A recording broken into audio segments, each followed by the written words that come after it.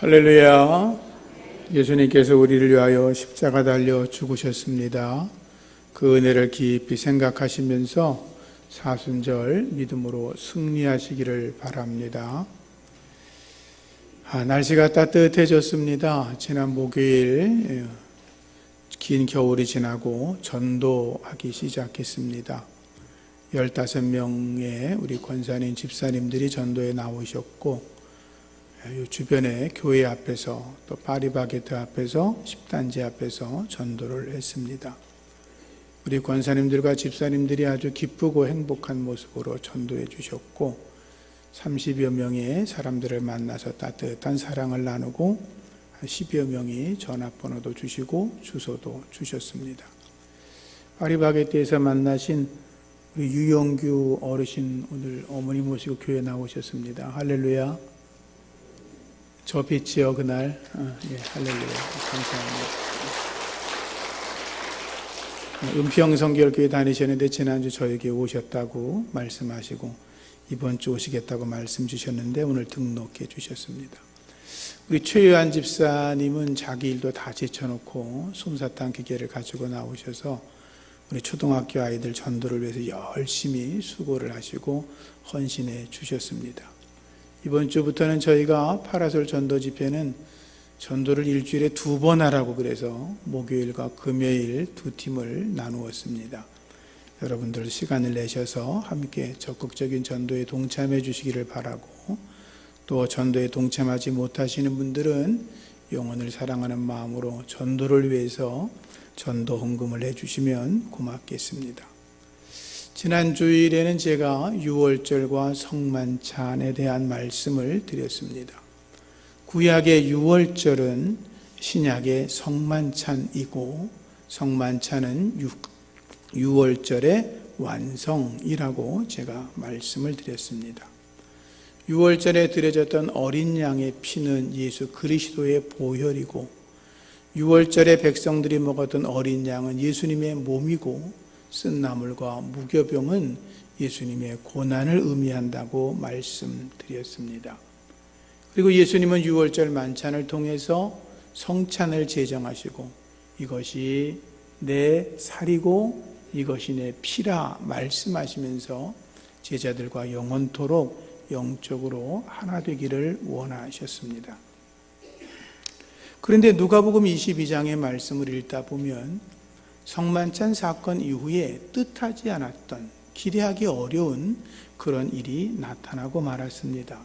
그것은 제자들 사이에서 누가 더 크냐, 누가 더 잘났냐, 누가 더 높냐, 이렇게 다툼이 벌어졌다라고 하는 것입니다. 예수님이 성만찬 규례를 정한 게 뭡니까? 내가 이제 곧 죽을 거야 라는 말씀 아닙니까? 주님이 당신의 십자가의 죽음을 이야기했는데 제자들은 예수님의 죽음에 대한 것에 대해서는 깊이 생각하지 못하고, 또 예수님이 십자가 달려 죽을 것을 예언하셨다면 그들의 마음을 여미고 뭔가 말도 조심해야 되는데 그들은 그런 생각을 하지 못했고, 그들은 오히려 누가 더 높으냐, 누가 더 잘났냐 라고 다투었다라고 하는 것입니다. 예수님은 그때 제자들을 앉아있는 그들에게 말씀하실 때 섬김에 대해서 말씀을 하셨습니다. 세상의 사람들은 임금이 모든 자들을 다스리고 통치한다. 그리고 백성들은 어리석게도 말하기를 그 임금과 통치자들이 나의 은인이다 라고 이야기한다. 그러나 너희는 그렇게 살아가면 안 된다. 큰 자는 젊은 자와 같고 다스리는 자는 섬기는 자와 같아야 된다. 왜? 너희들은 하나님의 통치를 받는 하나님의 백성이기 때문이라고 말씀을 하셨습니다. 예수님은 이어서 말씀하셨습니다. 앉아서 먹는 자가 크냐? 섬기는 자가 크냐? 앉아서 먹는 자가 더 큰 것이 맞다. 그렇지만 내가 너희들에게 왔을 때 앉아서 먹는 자가 아니라 너희를 섬기는 자로 왔다. 내가 너희들의 발을 씻기는 섬김이 바로 그것이다. 그러니 너희도 섬기는 자가 되라 라고 주님은 말씀하셨습니다. 그러면서 이 땅에서 하나님의 백성으로 섬기는 삶을 살아간다면 너희가 하나님의 나라에서 내 상에서 너희가 함께 먹고 마실 것이다. 그리고 너희가 내 보좌에 앉아서 이스라엘의 12지파를 다스릴 것이라고 말씀하셨습니다.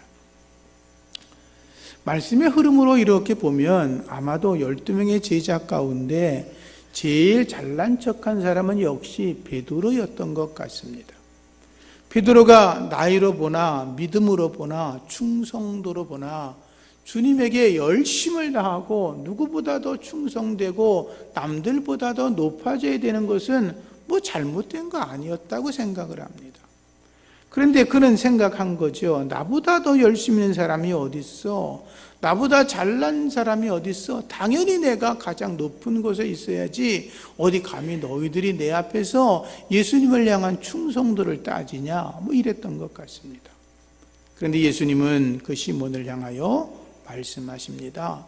시몬아, 시몬아, 보라, 사탄이 너를 밀가부르듯이 하고 있다. 악한 마귀가 너를 밀가부르듯이 너를 요구하고 있다. 그런데 내가 너를 위해서, 너의 믿음이 떨어지지 않기 위해서 너를 위해서 내가 기도하고 있다. 내가 나중에 실패를 경험하게 될 텐데 실패를 하고 나서 정신을 차리고 내가 영적으로 회복된 뒤에는 내가 하찮게 여겼던 사람들, 너보다 부족하다고 했던 사람들, 그들을 내가 섬기는 자가 되어야 된다라고 말씀하시면서 내가 닭 울기 전에 나를 3번이나 부인하게 될 거다라고 말씀하셨습니다. 근데 그 말씀 사이에 오늘 요한복음을 보면 예수님이 다른 공관복음서에서 나타나지 않은 말씀을 하고 계시는데 그게 뭐냐 하면 예수님께서 이렇게 말씀하십니다. 새 계명을 너희에게 주겠다. 서로 사랑하라. 내가 너희를 사랑한 것 같이 너희도 서로 사랑해라. 너희가 사랑하면 이로써 모든 사람이 너희가 내 제자인 것을 알게 될 거다라고 말씀하셨습니다. 사랑이 없으면 사실 섬길 수 없습니다. 주님이 성만찬 자리에서 내가 너에게 새 계명을 준다. 서로 사랑해라. 그 말은 십자가 달려 죽기 바로 직전이니까 예수님이 제자들에게 유언을 하신 거죠. 예수님은 우리에게도 동일한 말씀하시는 겁니다. 서로 사랑해라. 그렇게 살아갈 수 있기를 축복합니다. 제가 어렸을 때 사랑을 하면 예뻐져요. 그런 노래가 있었습니다. 사랑을 하면 정말 예뻐지더라고요. 마음이 이게 울렁울렁거리고 자꾸 마음속에 사랑하는 사람을 생각하게 되면 혈액이 잘 돌고 얼굴에 볼이 빨개지고 그리고 생동감이 넘치니까 똑같은 얼굴인데도 그 얼굴에서는 사랑의 모습이 보입니다. 요즘 많은 사람들이 의학자들이 이야기합니다. 사랑하면 건강해진다라고 이야기를 합니다. 우리가 건강해지려고 운동합니다. 건강해지려고 음식을 조절합니다. 건강해지려고 잘못된 습관을 고쳐나갑니다. 그런데 참 훌륭한 것입니다. 그런데 그런 것들은 우리의 건강을 지키는데 절반 정도밖에 되지 않고 나머지 절반은 사랑할 때 생기는 것이라고 이야기를 합니다. 사랑하면 건강해진다는 거죠. 지난 주인가 라디오를 듣는데 이런 이야기를 들었습니다. 환자들이 누워있지 않습니까? 몸이 아프고 고통스럽고 막 힘든데 누군가 사랑하는 사람의 손을 이렇게 잡아주면 통증도 사라지고 건강도 빨리 회복된다는 그런 보고서가 나왔다고 그럽니다. 여러분들이 불편하고 힘들 때 누군가가 기도해 주면 마음의 치유가 이루어지고 건강이 회복되지 않습니까? 또 여러분들이 존경하는 목사님들이 기도하고 안수하면 또는 장로님과 권사님들이 믿음으로 기도해 주면 여러분들이 그 사랑을 힘입어 건강을 얻지 않습니까? 사랑하면 건강해지는 것입니다. 그런데 사랑을 받을 때보다 사랑을 할 때 더 건강해진다라고 하니까 더 많은 사람을 사랑할 수 있기를 축복합니다. 성도 간의 사랑이 가득해야 됩니다. 하나님의 중심된 교회가 부흥합니다. 하나님의 사랑을 나누는 교회가 부흥합니다. 사랑이 가득하고 넘치는 교회가 부흥합니다. 성도 간에 서로 칭찬하고 공감하고 격려하고 배려할 수 있는 교회가 부흥합니다. 서로 높여주는 교회가 부흥합니다. 성도들이 서로 만나면 환한 웃음을 보이고, 그리고 서로 만나면 기쁘고 행복해하는 교회가 부흥합니다. 예수님 자랑하고 교회 자랑하고 목회자 자랑하고 성도를 자랑하는 교회는 부흥합니다. 여러분의 얼굴에 하나님의 기쁨이 가득하시기를 축복합니다. 자기의 기득권을 내려놓고 새신자들과 새가족들에게 사랑과 관심을 보이고 그들을 앞세워 하나님을 섬기게 하고 함께 주님의 나라 위해서 일하는 교회가 부흥합니다. 우리 교회도 그렇게 되기를 소원합니다. 기독교는 로마 식민지 한 구석에서 시작된 종교였습니다. 예루살렘의 한 구석에서 12명의 제자들로 시작된 교회, 예수님으로부터 한 사람으로 시작된 교회지만 지금은 온 세계를 물들이고 있습니다. 그 이유는 기독교는 사랑의 종교이기 때문입니다. 초대교회는 사랑의 나눔이 가득했습니다. 날마다 성전에 모이기를 힘썼습니다. 모여서 기도하고 교제하고 사랑을 나누었습니다. 서로의 필요를 채워주었습니다. 나눔과 믿음의 공동체를 이루어 갔습니다. 전도 대상자들에게 사랑으로 다가갔습니다. 우리 교회가 지금보다 더 좋아지려면 마음의 문을 열고 서로 아끼고 사랑하고 함께 주님의 마음을 가지고 같은 말, 같은 마음, 같은 뜻을 품을 때 주님이 기뻐하시고 우리 교회가 더 힘을 얻고 부흥할 줄로 믿습니다. 세 번째는 먼저 사랑해야 합니다. 예수님께서 하늘 보좌를 버리고 먼저 우리에게 찾아오셨습니다. 우리가 주님을 택한 것이 아니라 예수님이 우리를 택하여 주셨습니다. 죄인인 우리를 전도하기 위해서 하늘의 영광을 버리시고 이 땅에 오셨습니다. 주님이 먼저 오셨기 때문에 모든 것이 이루어진 것입니다. 로마서 12장 10절 말씀에 형제를 사랑하며 서로 우애하고 존경하기를 서로 먼저 하라 라고 말씀했습니다. 서로 먼저 할 수 있기를 바랍니다. 먼저 하는 것이 중요합니다. 사랑하는 것도 먼저 하고 칭찬하는 것도 먼저 하고 높여주기도 먼저 하고 남을 깎아내리기 전에 남을 높여드리고 남을 칭찬하고 존귀하게 할 때 그곳에 하나님의 사랑이 가득하게 되는 것입니다. 사랑은 낮은 자리에서 하는 것입니다. 예수님이 제자들을 사랑할 때 스스로 종이 되어 제자들의 발을 씻기셨습니다. 주님이 낮아지셨기 때문에 주님이 섬기실 수가 있었던 것입니다. 그래서 예수님이 너희도 이렇게 행하라 라고 가르쳤고 사도 바울도 오직 사랑으로 서로 종노릇하라 라고 말하였던 것입니다. 사랑하면 종노릇도 할 수 있는 것입니다. 여러분, 부모님들이 자식 사랑하는 마음이 너무 큽니다.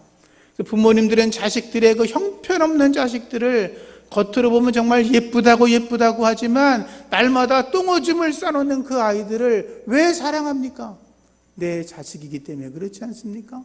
자기를 낮추어 아이를 사랑하기 때문입니다. 만약에 똥오줌을 못 가리는 아이들에게 이놈아 너 그만큼 컸으면 똥오줌 가려야지 라고 말한다면 그건 사랑이 아니죠. 묻지 않고 모든 것을 다 감싸고 희생하는 게 부모님의 사랑인 것처럼 우리가 자신을 낮추어 모든 사람의 눈높이에서 서로 사랑할 수 있는 하나님의 사람이기를 부탁을 드립니다. 예수님의 사랑은 끝까지입니다. 요한복음 13장 1절 말씀에 세상에 있는 자기 사람을 사랑하시되 끝까지 사랑하셨다라고 되어 있습니다. 끝까지 사랑해야 합니다. 예수님은 죽음을 앞두고 있으면서 제자들을 사랑하기를 끝까지 하셨습니다. 한 사람도 잃어버리지 않기 위해서 끝까지 사랑하셨습니다. 제자들을 사랑하는 걸 포기하지 않았습니다. 예수님은 마지막까지 그들을 사랑하기 위해서 성만찬을 제정하시면서 이것이 내 살이다, 이것이 내 피다, 너희가 먹을 때마다 나를 기념하라 말씀하시면서 영원토록 제자들과 함께하기를 원하셨던 것입니다. 끝까지 영원토록 제자들을 사랑하는 마음이 주님께 있었던 것입니다. 끝까지 사랑하여 하나님의 뜻을 이루어가는 우리 모두가 되기를 축복합니다. 사랑하는 것은 희생하는 것입니다. 조금 다른 이야기지만 전라남도 임실군 오수면이라는 곳에 가면 의견비가 있다고 합니다. 의로운 개를 기리는 비석. 고려시대 김계인이라고 하는 사람이 있었다고 합니다. 충성스럽고 아주 총명한 개를 기르고 있었는데 이 김계인이라고 하는 사람이 어디 잔치집에 가 돌아오다가 술이 너무 거나하게 취해서 풀밭에 누워 잠이 들었습니다. 근데 그가 잠든 그곳에 불이 나가지고 들풀이 번지고 있었습니다. 잠에서 깨어 일어나 살려고 애를 써야 되는데 너무 술에 취해가지고 그냥 쓰러져 있었습니다. 그 모습을 본 그 충견이 자기 몸에 물을 적셔가지고 그 들풀을 여러 차례 왔다 갔다 하다가 불을 꺼뜨리고 주인을 살렸다는 이야기입니다. 주인이 눈에 깨어나고 보니까 옆에 자기 충견은 죽어 있고 주변엔 다 불이 타 있었습니다. 개 때문에 내가 살았구나 라는 걸 알게 됐겠죠. 그래서 그는 개를 묻어준 뒤에 그곳에 자기의 지팡이를 꼽아 놓았는데 지팡이에서 나무가 자랐다고 합니다. 그래서 그 지역의 이름을 개오자 나무 숫자를 합해서 그 지역을 오수, 지금의 오수면이 되었다는 기록이 있습니다. 개도 자기를 사랑하는 주인을 위해서 충성을 합니다. 개도 자기의 주인을 위해서 목숨까지도 버립니다. 항차 사람의 몸으로 태어나서 하나님의 은혜로 죄 용서를 받고 구원받은 하나님의 거룩한 백성인 우리들이 주님을 위해 내 삶을 드릴 수 없다면 세상 말로 개보다 못한 것 아니겠습니까? 주를 향하여 자신의 몸을 하나님이 기뻐하시는 거룩한 제사로 드릴 수 있는 믿음의 사람들 되시기를 축복합니다. 예수님 말씀을 보면 사랑하면 제자가 된다라고 했습니다. 너희가 서로 사랑하면 이로써 모든 사람이 너희가 내 제자인 줄 알리라 라고 하셨습니다. 우리가 가슴에다가 I love Jesus 라고 써놓은 옷을 입었다 그래서 그가 제자가 되는 거 아닙니다. 목에다가 십자가 목걸이를 건다 그래서 그가 주님의 제자가 아닙니다. 제자반 성경 공부를 마쳤다고 해서 주님의 제자가 되는 거 아닙니다. 남들보다 성경을 조금 더 읽고 기도를 조금 더 했다 그래서 그 사람이 제자 되는 거 아닙니다. 주님의 말씀대로 서로 사랑해야 제자가 되는 줄로 믿습니다. 앞서 말씀드린 것처럼 예수님께서 베드로에게 말씀하시죠. 너 오늘 밤 다굴기 전에 3번 나를 부인할 거야.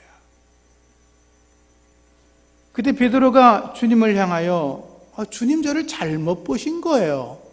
저는 주를 위해서 죽을 수 있습니다. 이런 말을 합니다. 근데 그런 말씀이 나오기 전에 예수님께서 이런 말씀을 하십니다. 인자가 영광을 받았다. 그리고 하나님도 인자로 말미암아 영광을 받으셨다. 이런 말씀을 하십니다. 인자가 영광을 받았다. 그런 말씀은 예수님께서 십자가에 달려 죽는 사건을 말하는 것입니다. 십자가에 달려 죽은 그 죽음을 가리켜 예수님은 영광이라고 말씀하셨습니다. 당신의 십자가의 죽음이 하나님께 영광이 되었고 자기에게도 영광이 되었다는 것입니다. 그래서 순교를 영광이라고 합니다. 믿음의 백성들에게 있어서 가장 큰 하나님의 축복을 순교라고 이야기를 합니다. 하나님의 영광이기 때문인 것입니다. 예수님 말씀을 계속 읽다 보면 하나님께서 자기로 말미암아 그에게 영광을 주시리니 라는 말씀이 나오는데, 그 말씀은 뭐냐 하면 하나님께서 십자가 달려 죽은 예수님을 부활시키시고 승천하게 하신다는 것입니다.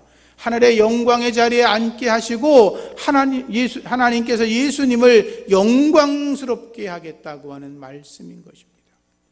예수님의 죽음, 그것은 곧 부활이고 곧 승천이고 하나님 나라에서 승귀, 영광을 받는 거룩한 일이었던 것입니다.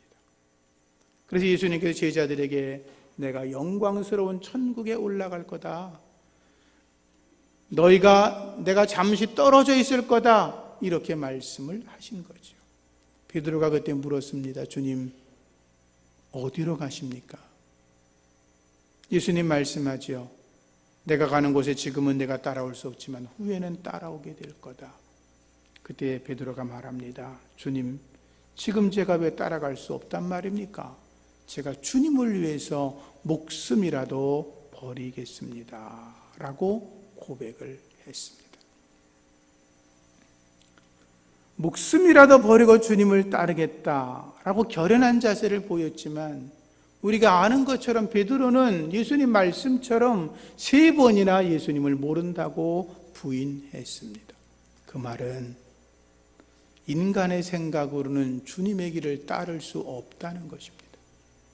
인간의 결심과 인간의 다짐과 수백 번 내가 의지를 다짐하고 결심을 하고 마음속에 새겨도 하나님의 성령의 은혜가 없으면 예수님의 십자가의 길을 절대로 걸어갈 수 없다라고 하는 것입니다.